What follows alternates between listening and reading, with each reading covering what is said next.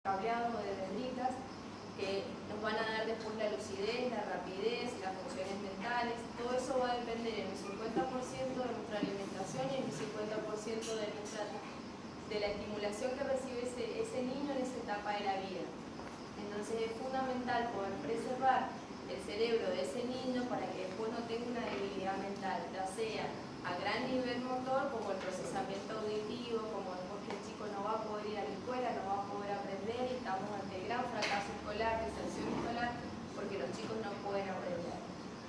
La desnutrición no es solo carencia de alimentos, no existen niños desnutridos primarios por carencia de alimentos.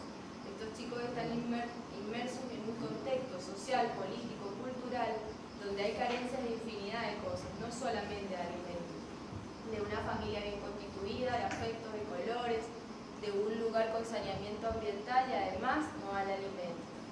Todo este contexto es el que nosotros tenemos que quebrar para que nuestros niños puedan salir de este círculo vicioso en el cual están inmersos, donde hay una familia pobre, donde no hay valores, donde el chico no puede ser educado porque su cerebro está dañado, en el cual ese chico después no va a poder llegar a un trabajo digno porque no va a poder educarse, y este es un círculo que si nosotros no podemos romper, pasamos de este niño pobre a un adulto desocupado que no puede conseguir trabajo, que va repitiendo este círculo que nos lleva a la sociedad que hoy tenemos de violencia. Esta inequidad que tenemos en el país, donde las clases sociales están muy diferentes situaciones y que hay una cantidad de niños que se encuentran en la pobreza, en la indigencia, en un medio social que no les puede permitir desarrollar su potencial genético y llegar a ser un hombre sano y feliz, nos da las consecuencias del país que tenemos en este momento. Por lo cual considero que el periodismo tiene que mostrar la verdad de lo que está pasando y no solo la coyuntura. Las soluciones que se están dando en este momento a los problemas reales que tiene la sociedad son superficiales. Pueden ser adecuadas en situaciones agudas, en situaciones extremas, pero no solucionan ninguna de ellas el problema de fondo que hoy tenemos. Si no conseguimos preservar el cerebro de estos chicos, educarlos y que después puedan tener un trabajo estable, no vamos a conseguir modificación. Y yo creo que esto es fundamental, que podamos mostrarlo de una manera no cruda, siendo éticos y morales, porque son los chicos los que están, pero que todos nosotros, que nos toca estar en este contexto, debemos poder defender sus derechos. El niño tiene derecho a la alimentación, a crecer en el seno de una familia, a poder tener otras condiciones sociales de las que hoy estamos brindando, y eso debemos pelearlo entre todos. Muchas gracias.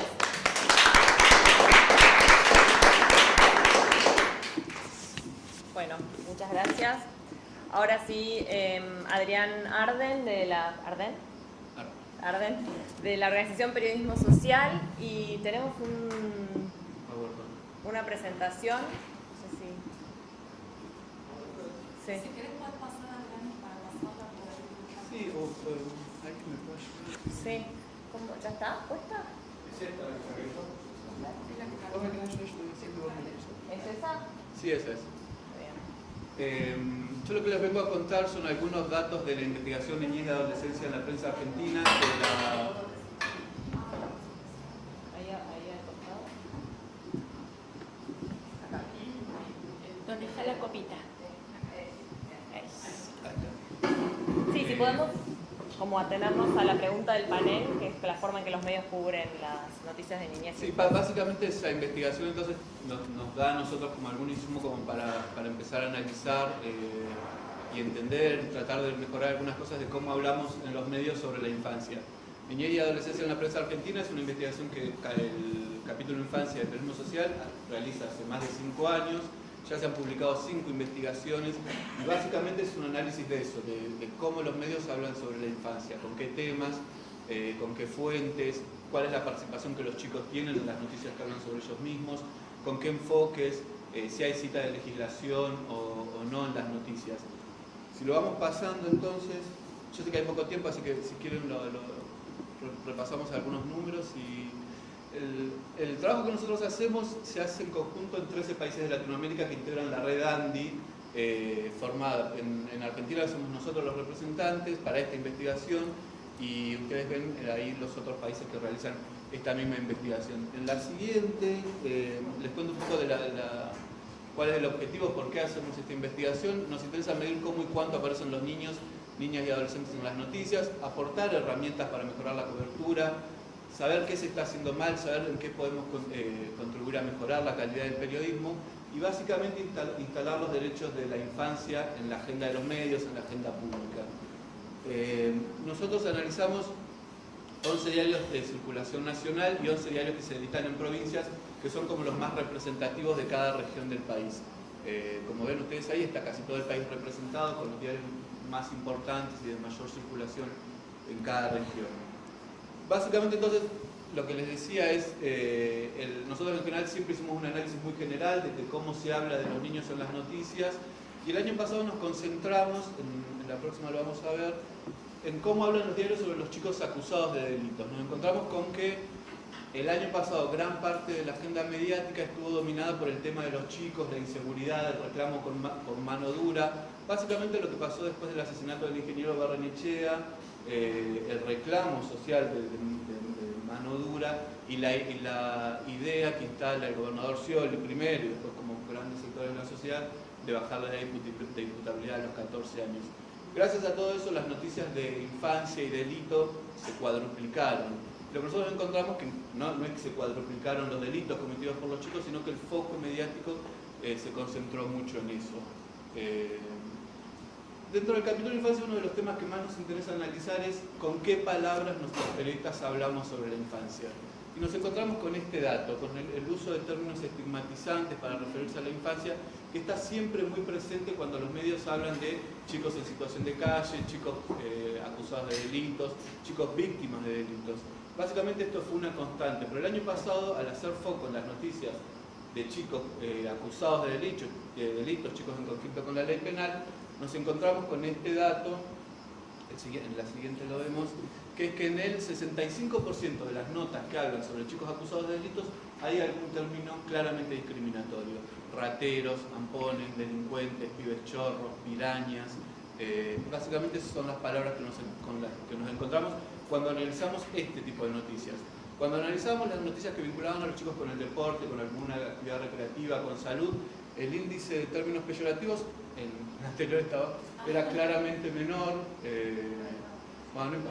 era claramente menor, un 2,5%, y cuando los chicos estaban en situación de calle o en alguna situación vinculada con la violencia o vinculada de alguna forma al delito, ese índice era del 30%. Ahora, en las notas en las que estaban claramente acusados de un delito, siempre había, en términos peyorativos, como los que yo les describí, en el 65% de las notas.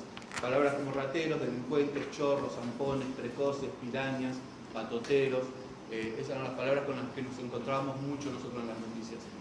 En la siguiente yo les quise traer un ejemplo, sabía de que el tiempo era acotado, pero les quise traer un ejemplo más o menos de lo que nos encontrábamos nosotros a la hora de analizar estas noticias.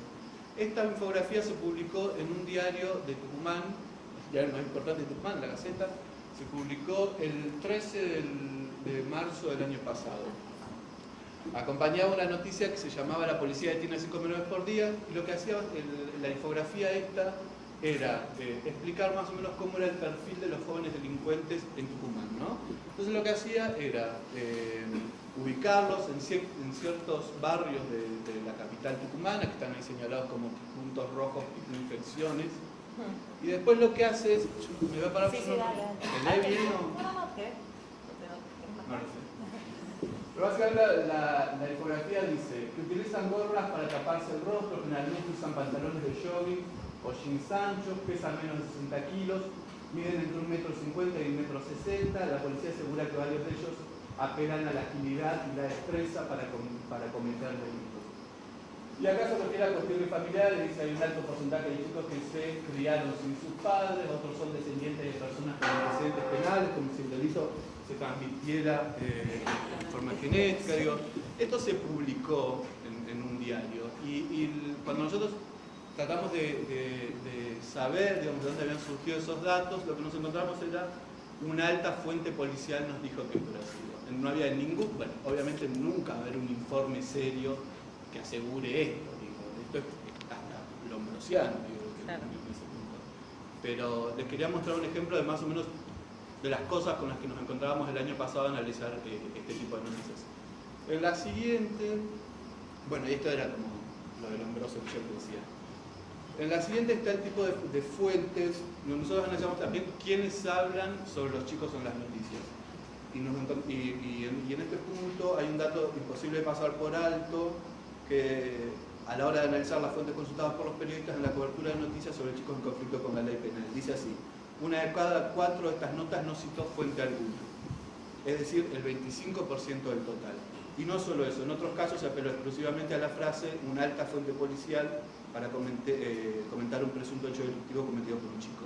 Así, sin más, se elaboraron noticias con datos que en muchas ocasiones no fueron contrastados con ninguna otra voz. En la siguiente, bueno, esto también es interesante, que es en las notas sobre infancia, los chicos participan solamente en el 4% de las notas.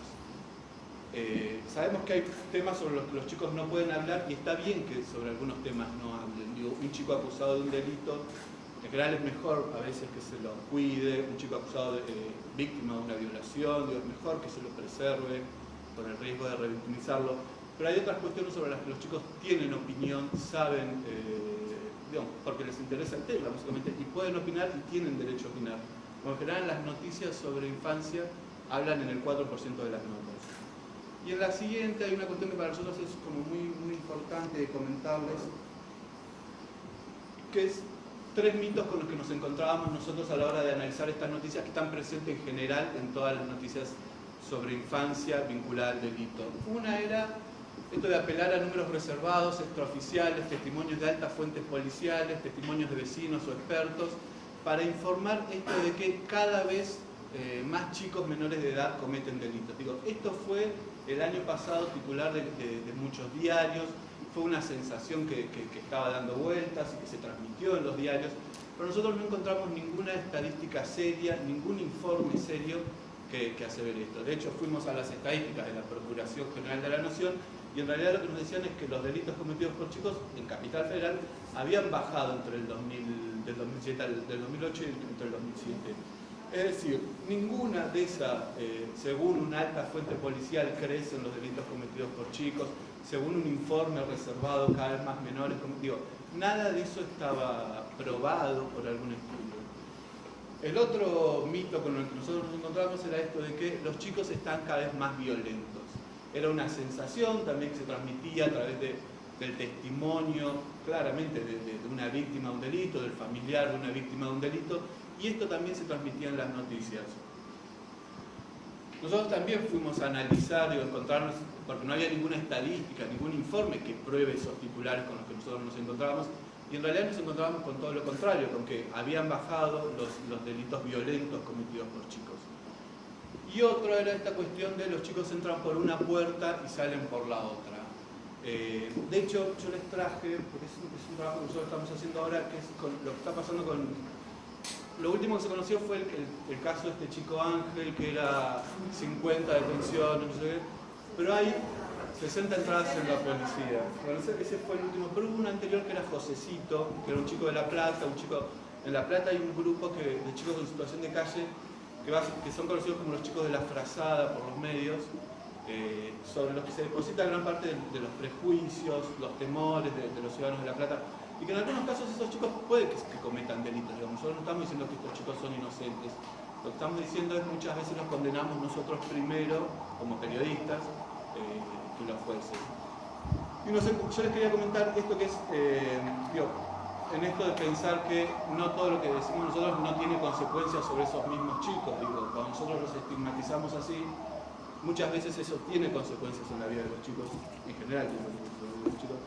Pero esto es una denuncia que presentó el abogado y defensor hablando sobre esto, ¿no? De los chicos entran por una puerta y salen por la otra, que está tan presente siempre, no solo en las charlas de café, sino en los medios como testimonio de expertos o de víctimas de la violencia. Pero hay un abogado defensor en el Foro de Responsabilidad Penal Juvenil que se llama Julián Axat, que presentó una denuncia que por primera vez pone de manifiesto la connivencia entre la prensa comercial, dice él, y los policías. Lo hizo luego de leer en el diario Clarín el caso de Josecito, uno de los pibes que solían dormir en la Plaza San Martín de La Plata. La noticia apuntaba a su récord difícil de igualar, dice el diario. En 17 meses había sido arrestado 43 veces por personal de la comisaría primera. Los datos provenían obviamente de fuentes policiales. El fiscal hizo una denuncia penal inspirado en la preocupación por la información pública que circula en relación a los jóvenes en situación de calle y exigió el detalle de las causas y el destino del chico en cada una de las detenciones. Al cotejar la planilla con los ingresos registrados en el sistema informático fiscal, se advirtió que no todas las aprehensiones fueron notificadas al Poder Judicial. Dice el fiscal, si el Ministerio Público Fiscal no puede explicar tales detenciones a un menor, entiendo que parte de las 43 detenciones resultan ser provocadas, arbitrarias e injustificadas desde un punto de vista legal. Según Naxat, el fiscal la información que se brindó a los medios resulta ser no solo fraudulenta y poco veraz, sino que se trata de una forma de manipular la información pública con números impactantes que terminan teniendo impacto sobre la opinión pública en general, en especial sobre políticas públicas dedicadas que hacen a la cuestión de la infancia. Me interesaba traerles esto, que es una denuncia penal que todavía no tiene respuesta, pero que hay un fiscal que reaccionó ante esta información que circula de las 60 detenciones de Ángel, y no sabemos en cuántas realmente cometió un delito y cuántas son producto de este castigo, esta selección que hace la policía para detener a determinados chicos por portación de cara, por lo que dice la Gaceta en esa infografía, y nos interesaba por lo menos plantear esto, de cuántas veces nosotros como periodistas nos convertimos en replicadores de gacetillas y voceros de la policía, incluso en estas cuestiones tan arbitrarias y tan contrarias al derecho. Hay algo más, me parece, pero básicamente, bueno, esto de la mención a políticas públicas, ¿no? Básicamente cuando se habla de la infancia y sobre las cuestiones que la involucran, no se habla de las políticas públicas que merecen los chicos. Y cuando se habla de políticas públicas, bajar la disputabilidad y este tipo de cuestiones, muchas veces están atravesadas por estos mitos, estos errores que cometemos, y me parece que lo que tendríamos la investigación nuestra lo que intenta hacer es un aporte para determinar, hay muchas cosas que estamos haciendo, que se están haciendo bien en el periodismo, nosotros también las reseñamos, yo traje algunos informes para compartir con ustedes, pero me interesaba contarle algunos puntos de lo que nosotros creemos que hay que mejorar. Así que eso. Gracias.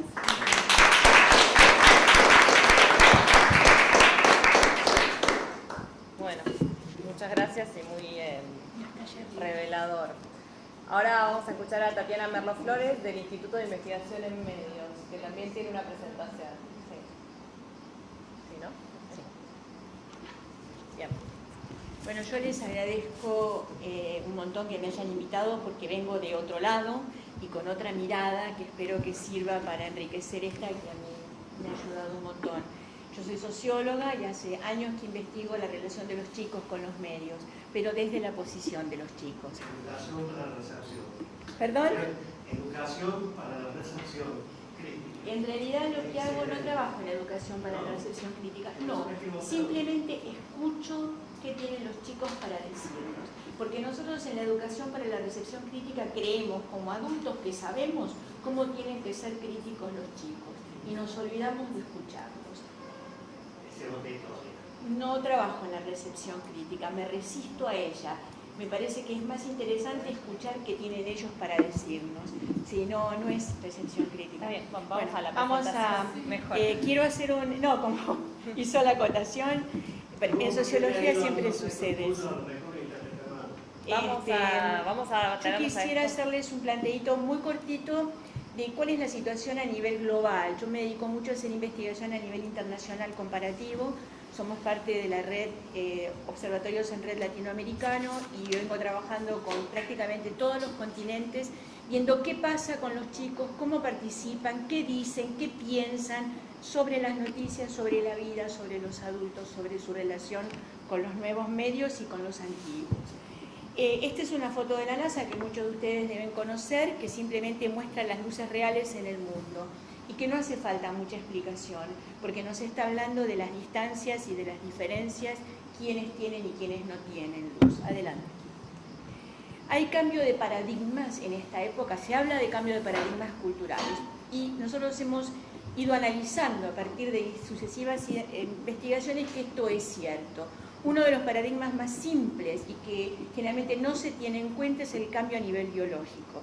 La sobresaturación de la imagen desde muy temprana edad. Ustedes saben que hay programas ahora para bebés, Teletube F1, pero ahora hay uno para más chiquitos todavía. Esto produce un desarrollo cerebral en detrimento de... Hay dos lóbulos cerebrales. Un lóbulo tiene que ver con lo intuitivo, sensitivo, imaginación, creatividad, y el otro es el lógico racional. Es decir, está comprobado, y los premios Nobel así lo dicen, que se está desarrollando más un lóbulo cerebral en detrimento del otro. Esto explica muchas veces los problemas en la escuela cuando el chico ingresa y tiene que pasar de una mirada holística, intuitiva, sensitiva, perceptiva, a una mirada lineal, lógico-racional. Adelante. Adelante.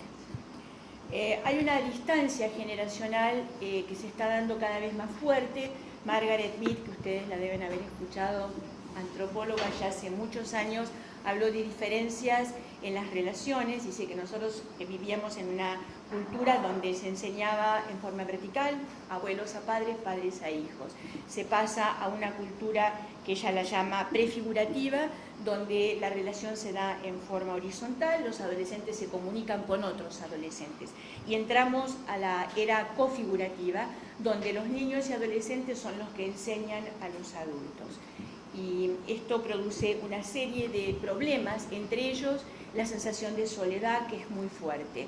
En una investigación internacional comparativa que se llama Televisión como te quiero, los chicos mandaron 15.000 dibujos, cartas e emails a la televisión, diciéndole: televisión, ¿cómo quiero que seas? Y uno de los temas que aparece a nivel global es el fuerte sentimiento de soledad que los chicos tienen hoy. La televisión pasa a ser una amiga, pasa a ser una persona con la cual me comunico, a la que necesito para poder vivir. Y esto también pasa con las nuevas tecnologías. Es decir, el teléfono es mi lugar de encuentro, internet, mail, chat, fotologs, etc. Este es un dibujo hecho por una chiquita de 7 años. Como ustedes verán, está como separada del mundo por un arco iris y los signitos de paz. Adelante. Los nuevos, es decir, ¿qué pasa con los modelos? Habitualmente los chicos tenían modelos en las personas adultas. La identificación se va dando a través de sucesivos modelos. Uno va creando su propia personalidad a partir de sucesivas identificaciones. Los jóvenes han pasado a ser hoy modelos en nuestra sociedad. Son los adultos los que quieren parecer jóvenes. Y se crea acá un vacío muy importante y muy difícil. Adelante. ¿Cuáles son los problemas más graves que los jóvenes consideran como propios? Esta es una investigación que venimos haciendo desde el 95 hasta ahora, donde se habla de consumos culturales, pero también de expectativas, valores, sentido de la vida. Es un cuestionario largo, complejo, que hemos ido incorporando cosas con muchas preguntas abiertas. Esta es una pregunta abierta, no es una pregunta cerrada. Y como ustedes verán, el tema de la droga, el tema de la educación, esto es interesante como a partir de la crisis, por ejemplo, aparecen nuevos problemas que antes no estaban. Cómo los chicos perciben las problemáticas sociales y son sensibles a ellas. El tema de educación y trabajo no estaba. El tema de SIDA, que fue muy importante en un momento determinado, desaparece. Si ustedes observan los medios, es cierto, etc. Adelante. El tema de discriminación es otro tema importante, que es muy fuerte. Yo recién la escuchaba a María José hablando desde INADI, y cómo los chicos sufren este tema de discriminación. Patito Feo, televisión, es decir, ¿qué reciben los chicos desde los medios? Cuando hablamos de medios no es solamente periodismo y no solamente noticias. Y cómo, digamos, una ficción puede transformarse también en noticia. Patito Feo, nosotros venimos analizando desde hace 12 años, desde la Universidad de Buenos Aires, todos los programas de ficción de producción nacional y el impacto que esta ficción produce en la población infanto-juvenil. Patito Feo, el tema de discriminación aparece claramente con las nuevas características de discriminación según PNUD, que tienen que ver con éxito, belleza física y consumo. Claramente la discriminación en Patito Feo tiene que ver con estos 3 indicadores. ¿Qué sucede en el impacto en los chicos? Se naturaliza absolutamente la discriminación en las escuelas. Uno llegaba a los colegios a trabajar con los chicos y representaban Patito Feo, estaban las divinas y las populares. Todas las chicas a partir de los 7 años querían ser divinas. Y cuando uno les decía, ¿pero no eran las malas? Sí, pero tienen éxito, saben bailar, son las más lindas. Y de hecho, en la ficción terminan siendo las que ganan. Esto es sumamente interesante. Nosotros hemos armado una herramienta que se llama MIT, Medición del Impacto Televisivo, que mide el compromiso social que la ficción tiene cuando trata temas sociales relevantes y cómo eso impacta en el nivel de involucramiento o de naturalización de esas temáticas en la población infantil. Es una herramienta que llevamos, no sé, 10 años trabajándola y ahora 5 armando la herramienta específicamente, porque nosotros lo que hicimos fue investigación y después empresarios, auspiciantes nos pidieron que armáramos una herramienta que les sirviera para la toma de decisiones y estamos lanzándola, les cuento. Por eso el tema de Patito Feo. Adelante. Violencia en la ficción. En el trabajo internacional comparativo también, nosotros lo que encontramos a nivel global es que la ficción televisiva para los chicos no es violencia, es mentirita, es ficción, donde los chicos del mundo viven la violencia en la televisión, que es su lugar de referencia, porque no podemos hablar de prensa con chicos y adolescentes muy poco. Lo viven en las noticias. Adelante. Para los chicos, la violencia está en las noticias. Nosotros hicimos un trabajo y pedimos a los chicos que representaran un noticiero de la televisión. De forma totalmente libre, tenían que hacer un guión y después representarlo. Nosotros hicimos el análisis del conocimiento del género, de cómo armaron el guión, o sea, el análisis de contenido, y después de la representación que fue filmada. Fue de lo más rico que ustedes se puedan imaginar porque tuvimos muchas sorpresas. Adelante. El 89% de las noticias que los chicos representaron eran policiales. En el 90% de los casos, las víctimas eran chicos, mujeres o ancianos. Y el 95% de los casos policiales donde eran víctimas ellos, no tenían castigo. Una chiquita de 8 años que estaba en exteriores decía, y lo peor del caso es que se escaparon, se murieron, pobrecitos, y lo peor es que se fueron. Agregó finalmente, ¡qué mundo cruel! Y el chiquito que estaba en estudios, porque decía yo estoy en exteriores, vos estás en estudios, lo completó diciendo, ¡qué mala es la gente! Yo quiero leerles un noticiero de unos chiquitos de 9 años de un barrio muy carenciado. Cómo armaron su noticiero. Esto lo he escrito. Después de la representación siempre se agregaban cosas. Por eso fueron como 2 análisis. Decían, Telefe Noticias informa las noticias de hoy. Un señor se aprovechó de una nena. Se rieron y pararon, no continuaron con la noticia. Un señor atropelló y mató a una niña de 7 años. Ayer en Mar del Plata unos señores se pelearon en el muelle de Mar del Plata y los 2 se ahogaron. Una persona cree ser el hombre araña, se trepó a un edificio de 24 pisos y anda suelto por la ciudad por todos los edificios. Robó y asesinó a una señora. La semana pasada en Santa Teresita un señor estaba cruzando la calle. Un auto lo partió en pedazos, estaba lleno de policías. Estaba paseando una camioneta con los chicos adentro y vieron los pedazos de la persona que estaban en el piso. Noticia roja. Noticia de último momento. Le robaron a Mirta Legrand las joyas de mucho valor. Otro tema. Perdió Superman sus poderes. ¿Se acuerdan cuando antes tiraba paredes? Ahora las paredes lo tiran a él. Las vacas no quieren trabajar. Por eso los niños no pueden tomar la leche. Los superhéroes hacen huelga. Los maestros hacen huelga porque les pagan 10 pesos por hora. Los superhombres se unen en robos. En la tarde de ayer vieron a un delincuente caminando por la costa y estaba tomando café. Un señor mató a su señora y a sus hijos y después se suicidó. Descuartizan a una chica de 14 años. Este informe se termina acá hasta la próxima semana. Yo creo que no hace falta decir nada. Esto está hecho por chicos de 9 años de un barrio muy carenciado. Adelante. ¿Cuáles son las demandas de esta nueva audiencia? Nosotros estamos hablando de convergencia, estamos hablando de cambios de paradigmas. Hay una audiencia nueva, distinta, donde se han conformado redes sociales, donde los chicos están informándose por distintos lugares, se comunican entre ellos, es horizontal. ¿Qué están pidiendo? Nosotros lo llamamos nativos digitales, lo llamamos prosumidores. Y ellos hablan de participación y compromiso. ¿Es verdad? ¿O solo es un discurso lo de participación y compromiso? Porque suena lindísimo. Yo quiero participar, quiero comprometerme, quiero hacer, ¿verdad? Adelante. En el trabajo de estos de 15.000 chicos, los chicos